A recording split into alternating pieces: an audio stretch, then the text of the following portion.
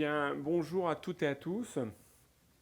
Alors, c'est effectivement une thématique, la certification, recertification des médecins, qui n'attire pas beaucoup les foules. Et donc l'enjeu, très clairement, ça va être bien, de vous montrer l'importance de cette certification et surtout vous dire que vous allez être impliqués tous, les plus jeunes comme les plus anciens, dans cette certification à très court terme. Et elle va nous rattraper. Donc, cette vague va nous rattraper. Ça va être difficile de s'y opposer. Il va mieux falloir probablement l'accompagner. Et donc, l'objectif de ce topo, eh bien, ça va être de vous présenter déjà la certification et tous les points qu'on va vous demander dans les 6 prochaines années. Alors, je n'ai pas de conflit d'intérêt comme vous pouvez l'imaginer.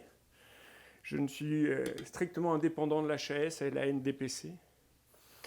La certification, ou bien ce qu'on entend aussi, DPC accréditation, vous avez largement déjà entendu ces termes, c'est ni plus ni moins que de la formation médicale continue. Comme vous le savez, eh bien, il y a la formation initiale des études de médecine, premier, deuxième, troisième cycle, c'est 10 ans, mais après, eh bien, la médecine évolue, il va falloir continuer à être formé. Et cette formation continue, tout au long de sa carrière professionnelle, eh bien, elle permet de garantir le maintien des compétences d'un professionnel de santé jusqu'au dernier jour de son exercice professionnel. Elle va aussi s'axer énormément sur la culture, sécurité et qualité, parce que ce n'est pas quelque chose qu'on va mettre en avant lors du premier, deuxième ou troisième cycle des études universitaires. Et vous le savez, c'est un enjeu majeur dans la pratique clinique, lorsqu'on prend en charge nos patients, d'avoir une culture de la sécurité et maintenant, de plus en plus, mettre en avant la qualité, bien que pour l'instant, ça reste pour nous, j'allais dire, presque de temps en temps une perte de temps. Et pourtant, on en a parlé déjà ce matin, c'est un des indicateurs importants pour juger de la qualité de notre travail. Et il faut absolument prendre cela en compte. Alors, j'ai d'abord débuté par le DPC, ce que vous avez sans doute entendu plusieurs fois, le développement professionnel continu. Et juste pour avoir un ordre d'idée, quels sont ceux et quelles sont celles qui ont réalisé leur DPC dans les 3 dernières années? Quand j'ai dit réaliser le DPC, c'est-à-dire envoyer son attestation au niveau du Conseil de l'Ordre. DPC, levez haut la main. Je vois qu'il y a 2 personnes. Mais 3 personnes. Merci beaucoup. Donc effectivement, il y a quelques points.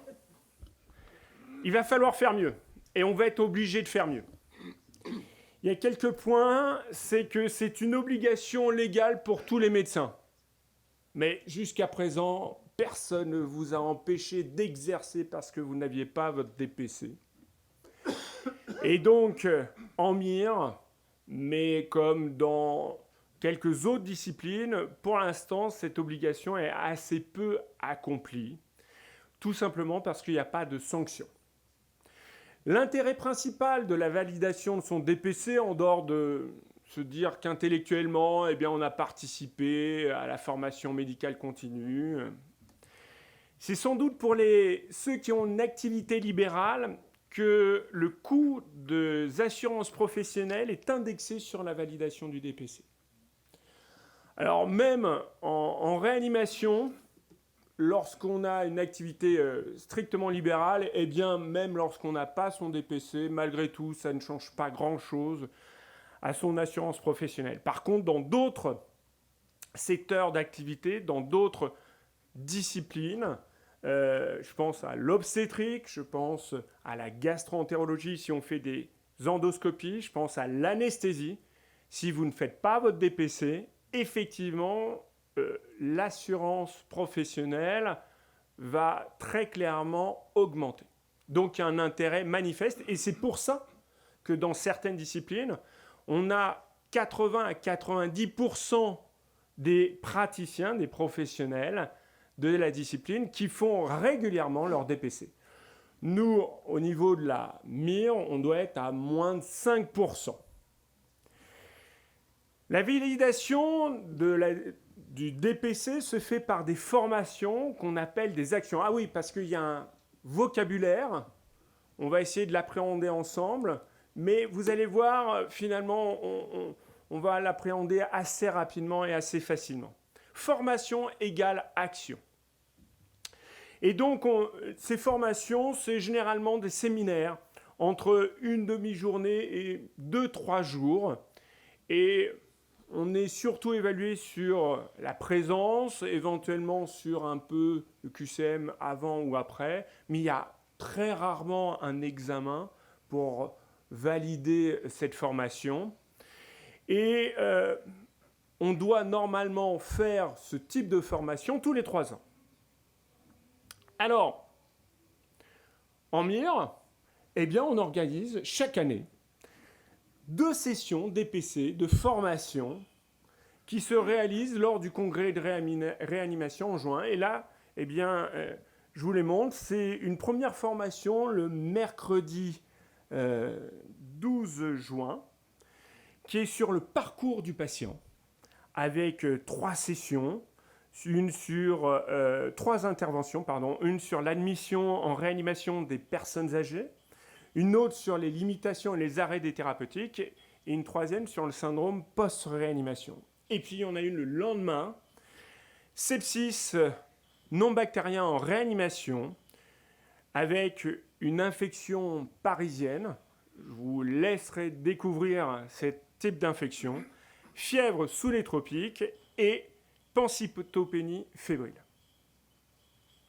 Donc vous pouvez vous inscrire, je vous encourage à vous inscrire et vous validerez votre session DPC. Une seule journée, une seule inscription, soit le mercredi, soit le jeudi, vous permet de valider votre DPC pendant 3 ans. Alors, ce qu'il faut savoir, c'est comment ça marche le DPC. C'est d'une part, les praticiens, lorsqu'ils vont faire leur formation, eh bien, il y a l'Agence nationale du DPC, la NDPC, qui va rembourser à l'hôpital ou bien au praticien libéral lui-même cette journée de formation. Donc, c'est pris en charge par la NDPC. Ce n'est pas pris en charge par votre hôpital, c'est pris en charge par la NDPC. Ce qui veut dire qu'elle impose certaines règles sur le fond et la forme, qui sont très contraignantes. Donc c'est pour ça qu'une formation DPC, on ne peut pas l'établir en 15 jours de temps. Ce n'est pas possible. On doit déposer minimum 2 mois à l'avance au niveau de la NDPC l'ensemble du programme. Et ça doit aussi suivre les thématiques, doivent être en lien, un lien fort, avec des orientations prioritaires qui sont renouvelées tous les 3 ans. Chaque discipline va donner des orientations prioritaires, généralement entre 3 et 5.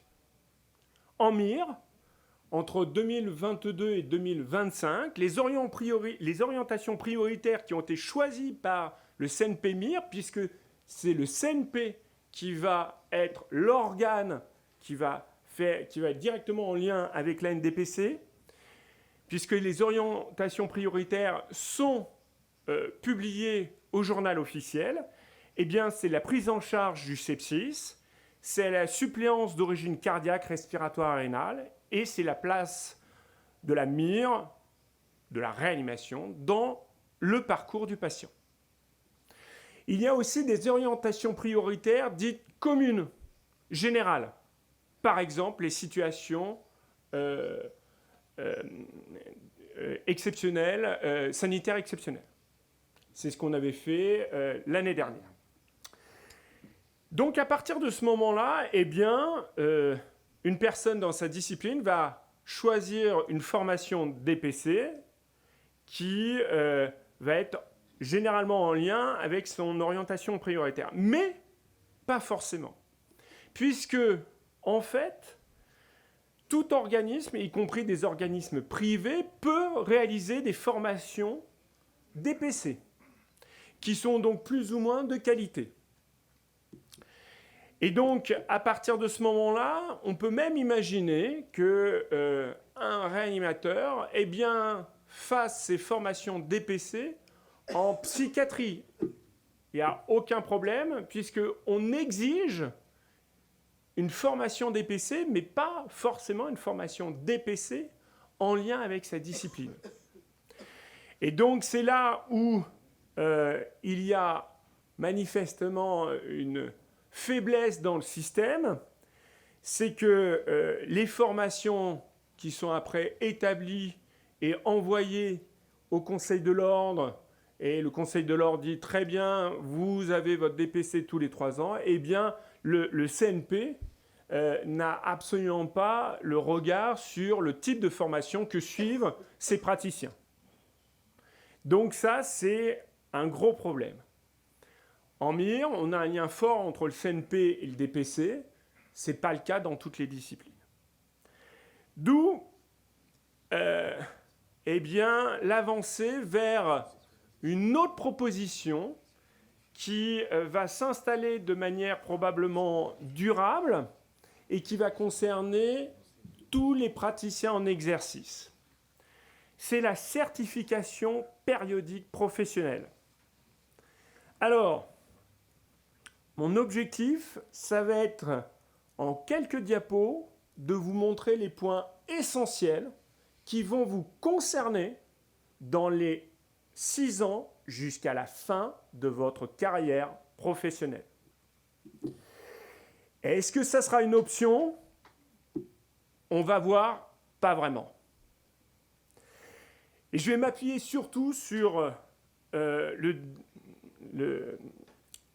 diaporama qu'a réalisé Alexandre Pierre, qui est un jeune MIR, et comme quoi même les jeunes s'intéressent à la formation médicale continue, et c'est quelque chose d'essentiel parce que ça va concerner encore plus vite nos internes. On reste sur l'obligatoire pour tous les professionnels, pour tous les praticiens. Il y a un texte de loi qui est sorti pour le 1er janvier 2023. Alors vous allez me dire, le texte de loi, c'est très bien, mais il faut attendre le décret d'application, et il y a des lois où il n'y a jamais eu de décret. Eh bien, je vous rassure, le décret est sorti dimanche. Donc, ça concernera donc tous les praticiens en exercice. L'objectif, ça va être d'actualiser les connaissances et les compétences de ces praticiens. Ça sera plus possible de se dire moi, il me reste 10 ans, je ne veux plus entendre parler des nouveaux antibiotiques, des nouvelles méthodes de ventilation, c'est fini pour moi. Ça va être de renforcer les qualités des pratiques professionnelles. On est toujours dans la qualité. D'améliorer l'amélioration de la relation avec les patients. Ça va être un point important. Maintenant, on le sait, il faut absolument prendre en compte la relation avec les patients, avec les familles. Et puis, ça va être aussi un dernier point, on ne s'y attendait pas à celui-ci, c'est prendre en compte la santé professionnelle. Sa santé personnelle et professionnelle aussi. Pourquoi ? Parce que vous êtes exposé encore plus que d'autres à la discipline de réanimation à des risques psychosociaux. Et c'est vous, mais c'est aussi toute votre équipe et tout votre entourage. Alors, une validation de... On aura... les actions devront être validées sur une période de 6 ans tout au long de sa carrière. Pour les diplômés avant le 1er janvier 2023, eh bien, ils ont droit à 9 ans. Donc, vous devrez réaliser vos actions avant 2032. On est large. Pour les diplômés à partir du 1er janvier 2023, ils devront réaliser leurs actions en 6 ans. Donc pour eux, ça sera en 2029. C'est-à-dire que vos internes, ça sera en 2029. Et comme vous êtes là pour les encadrer aussi, c'est important que vous leur donniez ces informations. Alors comment ça va se réaliser ? Eh bien tout d'abord, les actions de formation seront toutes validées par le Conseil national professionnel, le CNP, pour nous, CNP-MIR. Il y aura les 4 blocs, 2 actions par bloc sur 6 ans. Chaque attestation des actions sera déposée sur une plateforme numérique nationale. Elle est en cours de constitution, mais elle va être créée en 2024. Ceci sera validé par le CNP-MIR et transmis au Conseil de l'ordre, qui vous dira « vous êtes certifié pendant 6 ans ». Voici les 4 blocs, c'est ce que je vous ai donné. Actualiser les connaissances et les compétences, renforcer la qualité des pratiques professionnelles, santé du professionnel et améliorer la relation avec le patient. Alors, comment on a essayé de décliner ça ? Chaque discipline est libre de décliner les actions qu'il souhaite proposer à ses praticiens. Pour la MIR, eh bien, ça s'est fait entre DPCREA et le CNP. Et donc, pour l'instant, ce n'est pas complètement définitif. Néanmoins, c'est véritablement, j'allais dire, un document de travail qui est déjà avancé. Par exemple, on pourra valider une action lorsqu'on aura participé à des congrès de réanimation, qu'ils soient internationaux, nationaux ou même régionaux. L'objectif, c'est clairement de faciliter la validation d'actions. Ce n'est pas de vous embêter. Mais néanmoins, ce n'est pas non plus de galvauder toutes les actions. Ce n'est pas parce que vous avez fait 1 heure, une fois dans une journée que l'action sera validée. Donc c'est pour ça que, eh bien, on a mis des seuils. Par exemple, 4 demi-journées. On pense que c'est quand même largement réalisable en 6 ans. Participation à des journées thématiques, validation d'un DU, d'un DIU, participation aux sessions de DPC réanimation. On va vous voir beaucoup plus souvent. Des heures d'enseignement, encadrer une thèse ou un mémoire, etc., etc. Il y a une quinzaine de possibilités d'action avec à chaque fois, on a essayé de définir des seuils. Et il faudra en valider 2 dans ce bloc-là, bloc 1, sur les 6 ans. Bloc 2, renforcer la qualité des professionnels, des pratiques professionnelles. Exemple, je suis parti avec mon équipe dans une accréditation par équipe. Je participe à un programme d'amélioration des pratiques HAS. Je participe à des comités d'établissement, le CLIN, la CME, au moins 2 ans. À des comités de fonctionnement MIR, la SRLF, le CREF, etc., etc. Là aussi, une quinzaine. Bloc 3, amélioration de la relation avec le patient. Et nous, on a été un peu plus loin aussi avec les proches. Donc, des formations sur le thème des relations avec le patient et les proches. Ah, là, déjà, il va falloir commencer à trouver. Des interventions auprès du public non médical. On a essayé de faire large, mais tout en restant aussi dans le cadre, dans l'axe qui nous est imposé par le décret. Des validations par un DU, un DIU sur leur relation, la communication avec le proche, l'éthique. Participation à des comités d'éthique, des commissions de relations avec les usagers, des programmes d'annonce de mauvaises nouvelles. Tout ça, eh bien, ça devra forcément se mettre en lien avec des journées thématiques que pourront proposer, par exemple, notre société savante, comme la SRLF.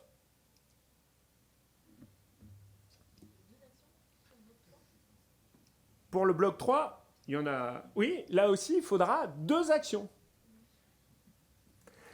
Le bloc 4, aussi 2 actions sur les 6 ans.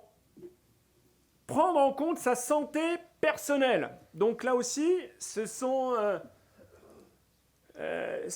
va nécessiter sans doute d'être rediscuté, mais on se lance aussi un peu là-dessus, c'est-à-dire formation sur le thème de la santé personnelle. Donc peut-être des journées, des formations sur les risques psychosociaux, sur le risque de burn-out de son équipe, de soi, le suivi de sa santé, de son état de santé. Alors on se dit, mais il n'y a aucun problème, moi je suis suivi. Après, si on demande, il y a combien d'entre nous qui ont un médecin personnel? C'est déjà beaucoup moins. Je ne vous ai pas demandé, là c'est du secret personnel, il y en a qui... Je fais attention. Et puis, participer à de la prévention en santé, des campagnes de vaccination sur la grippe dans vos services, etc., etc. Et il faudra le valider, 2 actions tous les 6 ans. On se dit que c'est largement réalisable. Alors, est-ce que si je ne fais pas ma certification, est-ce que je risque quelque chose? Est-ce que je vais aller en prison? Non. Hein, bon, ça, on a besoin de vous. Toutes les spécialités, par contre, préparent cette certification. Toutes. Même les plus petites. Vous savez, tous les établissements sont certifiés. Et on va de plus en plus vers cette démarche-là. On est certifié au niveau national. Bientôt, on va passer aux certifications européennes. Ce qui est à peu près sûr, c'est que le taux de médecins avec une certification interviendra aussi dans les éléments qu'on va regarder pour certifier un établissement. Il est évident que si on a 99% de ces praticiens qui sont certifiés, ça sera quand même beaucoup plus simple que l'établissement accède à certification. Et je suis persuadé que les cliniques auront 100% de leurs praticiens avec une certification professionnelle. Est-ce que les centres hospitaliers devront aussi se battre pour avoir des services où tout le monde s'est certifié? Je pense que oui. Et je ne vois pas un directeur d'hôpital nous dire, bah, écoutez, là, en endocrinologie, ils sont tous certifiés, et vous, en réanimation, il y en a 3 sur 10. Comment on fait? Ah, mais nous, on est beaucoup plus forts que les autres. Ce n'est pas un truc qui va marcher. Ce qui est sûr, c'est que dans l'exercice professionnel, si vous voulez développer une autre activité de soins, on regardera aussi si vous avez vos certifications. Et en cas de procédure juridique, il est probable qu'on regarde aussi ce côté-là. C'est évident. Et s'il n'y a pas de certification, eh bien, après quelques relances, eh bien, le Conseil national fera une relance officielle au niveau de la direction, du directeur en copie, et puis ça pourrait même aller jusqu'au Conseil discipline. Et on vous demandera pourquoi vous ne voulez pas vous faire certifier. À ce moment-là, il faudra sans doute avancer des arguments importants. Et jusqu'à présent, c'était possible. Là, c'est très clairement concret puisque c'est tombé dimanche, le décret d'application qui a exactement précisé tout ce qui, je vous ai dit, et a rajouté quelques petits points qu'on pourra éventuellement discuter. Un point, juste parce que vous avez sans doute entendu parler de l'accréditation par équipe, et certains d'entre vous l'imaginent, ça peut être une bonne façon de faire, c'est-à-dire que plutôt que d'être seul pour effectuer sa certification, eh bien on se met toute l'équipe et on se lance dans l'accréditation.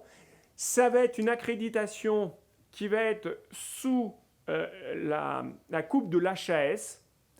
C'est elle qui va imposer son mode de fonctionnement. Il faut savoir qu'en MIR, le dossier d'organisme accréditeur va être déposé sur l'année 2024. L'intérêt, c'est que c'est une équipe médicale de Réa qui devra remplir des actions pour réduire un événement indésirable en suivant un programme de 3 ans. Et pendant ces 3 années, eh bien, il y aura un expert qui sera un expert MIR extérieur qui va les accompagner pour les guider dans ce programme. Ça se passe très bien et il y a 100% de réussite. Les actions de l'accréditation se chevaucheront avec celles du CPP. Donc d'une pierre deux coups.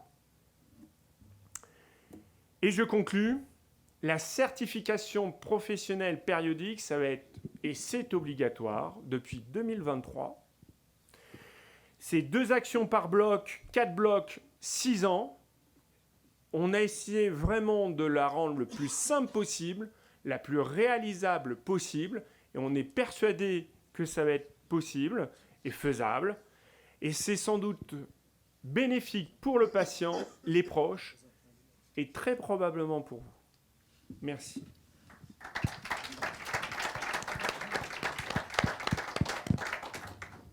Avant de commencer les questions, je tiens à rappeler que toutes les sessions sont filmées. Donc pour ceux qui n'ont, malgré la clarté de l'exposé, n'ont pas tout compris, vous pourrez le revoir indéfiniment et en boucle.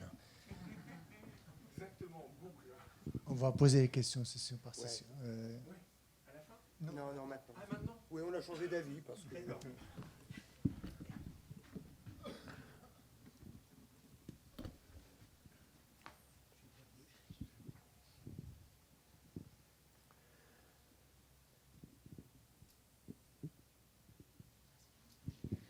Bonjour Jean-Charles Chakarian, PH Réanimation Roanne. Bon, très bon topo, très bonne présentation. Moi, ça m'intéresse que je suis déjà dans une démarche d'accréditation par la Haute Autorité de Santé en passant par le CEPHAR, le Collège de français d'anesthésie réanimation, qui est un organisme accrédité par la Haute Autorité de Santé pour justement accréditer les médecins. Parce qu'il n'y en avait pas dans notre collège à nous, MIR, jusqu'à présent. Alors ma question, elle est concrète. Comment ça va s'articuler pour ceux qui sont déjà engagés dans une accréditation individuelle par rapport à cette nouvelle obligation? Est-ce que je vais devoir me réinscrire sur une formation validée par le CNP MIR, par une accréditation MIR? Et non, voilà, c'est essentiellement cette question-là, pratico-pratique. Oui, ma deuxième question, c'est pour tout ce qui est QCM et compagnie, si c'est un petit peu un des objectifs, est-ce qu'il y aura des supports de formation uniques, nationaux, diffusés, pour qu'il n'y ait pas de soucis de grille d'évaluation du QCM, avec les sources différentes qu'on sait tous actuellement sur les conférences de consensus de différentes natures qu'elles soient. Merci. Alors, je vais commencer déjà par la première question. Tout va dépendre aussi de votre spécialité sur laquelle vous êtes inscrit au niveau du Conseil de l'Ordre. C'est-à-dire que si vous êtes inscrit au niveau du Conseil de l'Ordre sous anesthésie et réanimation, eh bien, alors, je vais prendre les 2 cas. Donc, anesthésie et réanimation, vous allez avant tout probablement, pas probablement, vous allez dépendre de la certification périodique professionnelle de l'anesthésie-réanimation. Et donc, il faudra valider les actions qui sont imposées par le CNP d'anesthésie-réanimation. En ce qui concerne, si vous êtes inscrit au Conseil de l'Ordre en MIR, à ce moment-là, il faudra que, effectivement, ce soit la certification professionnelle périodique MIR que vous devrez valider. Donc, si vous êtes passé sur l'accréditation par équipe d'anesthésie-réanimation, il y a deux possibilités. La première, c'est que plusieurs des actions que vous avez réalisées au cours de cette accréditation vont permettre de valider déjà des actions de la CPP MIR. Et il faudra juste mettre les attestations comme quoi, vous avez participé à des revues de mortalité. C'est dans le cadre de votre accréditation. Très bien, OK. Ça marche aussi pour la CPP MIR. Et puis, je vous rappelle que l'accréditation, c'est un cycle de 3 ans. Après, rien ne vous empêche, quand vous souhaitez, puisque là, on va devenir...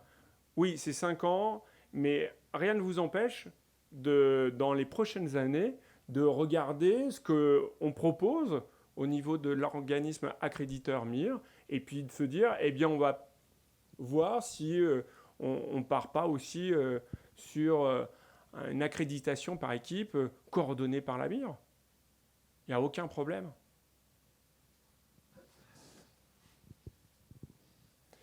Et pour la deuxième question, c'était sur les... Alors, je n'ai pas très bien saisi le support unique national.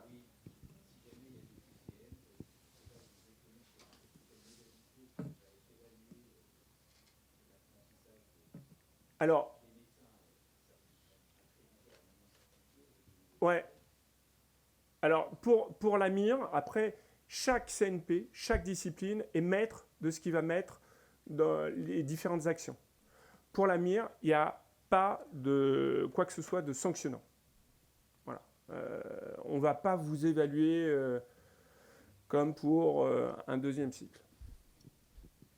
On vous fait confiance. Si vous êtes là, c'est que vous participez de manière active. Et donc, non, ça va bien se passer. Jean. Oui, mais merci beaucoup Alexandre. Donc, moi, je suis Jean Régnier, je travaille à Nantes et je suis président du CNP actuellement. Et je voulais témoigner du travail extraordinaire qui a été réalisé. Là, maintenant, on est à l'aboutissement. Moi, c'est un sujet à titre personnel, comme beaucoup qui étaient à la limite du supportable, parce que c'était compliqué, c'était une usine à gaz, on ne voyait jamais où ça allait arriver. Et là, ça arrive. Alexandre fait un topo extrêmement simplificateur. Enfin, pas... ça bêtifie pas du tout. C'est un compliment. Je veux dire, il rend ça clair. On voit le déroulement. Et maintenant, autant j'aurais pas dit ça encore il y a 2, 3 ou 4 ans. Mais je crois que maintenant, comme Alexandre l'a dit, le moment est venu. Les décrets sortent. Ça ne va pas encore être la pression, comme l'a dit Alexandre aussi, on ne va pas aller en prison, on ne va pas avoir d'amende, surtout les hospitaliers, mais le moment est venu d'engager, que la MIR s'engage là-dedans, que les services de réanimation s'engagent là-dedans. Maintenant, le programme, il y a une avancée considérable sur les programmes, l'organisation, etc. Donc, un grand merci pour tout ça, et puis moi je nous engage, parce que ça s'adresse à tout le monde, à y aller petit à petit. C'est comme ça que notre spécialité sera visible, que les services de MIR seront visibles, les médecins, et on pêchait beaucoup par ça. Et ça, ce sera un des moyens, franchement, de montrer qu'on cherche à hausser le niveau pour nos patients. Voilà, merci beaucoup. Je suis désolé, j'ai pas de questions. D'autres questions dans la salle? Oui. Ça marche aussi pour l'anesthésie-réanimation. C'est exactement pareil. Non, c'était une remarque parce que du coup, je pense comme collègue ici, moi je suis aussi déjà dans le cycle de l'accréditation, mais pas par équipe, hein, unipersonnel, quoi. Je fais mon petit truc avec le CEFA. Et alors c'était juste un conseil pour ceux qui vont se mettre on va tous aller dans la CPP, c'est qu'en fait c'est pénible que si vous le faites au dernier moment, quoi. Si on le fait un peu tout le temps, mais ça implique un truc, c'est qu'il va falloir tracer tout ce qu'on fait. Et donc, quand vous faites des RMM, je rebondis sur le topo ce matin, c'est-à-dire qu'il faut quand même faire une feuille d'émargement, parce que sinon, il y aura un jour, il faudra quand même montrer que vous êtes vraiment à la RMM. Pareil, quand vous faites des cours à l'extérieur, donc il va falloir garder un peu de traçabilité de votre formation et des formations que vous donnez. Voilà. Tu as entièrement raison. Là, vraiment, l'objectif, c'est déjà de vous informer pour que vous commenciez à anticiper.